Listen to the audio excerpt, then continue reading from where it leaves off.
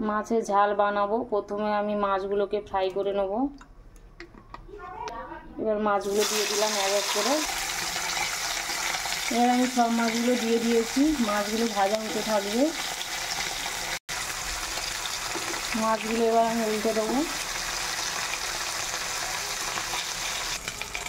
মাছগুলো ভাজা হয়ে গেছে, এবার আমি এগুলো তুলে নিলাম। কড়াইতে দিয়ে দেবো পেঁয়াজ কুচি, মাছের ঝাল বানাবো। দিয়ে দিলাম আদা ও রসুন বাটা, দিয়ে দিলাম জিরে ও লঙ্কা বাটা,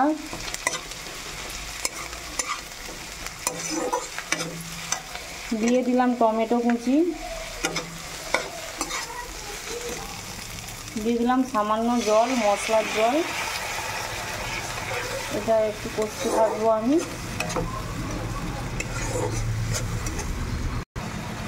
দিয়ে দিলাম হলুদ গুঁড়ো,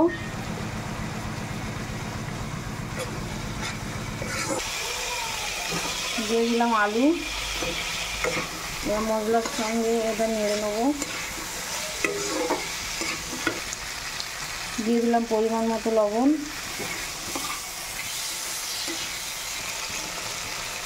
এবার আমি জল দিয়ে দেবো পরিমাণ মতো।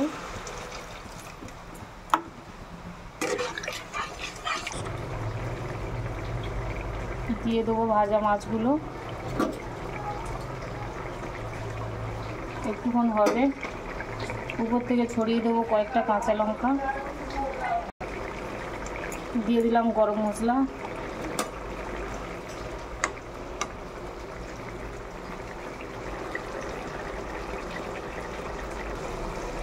মাছটা এবার আমার হয়ে গেছে, এবার আমি নামিয়ে ফেলবো।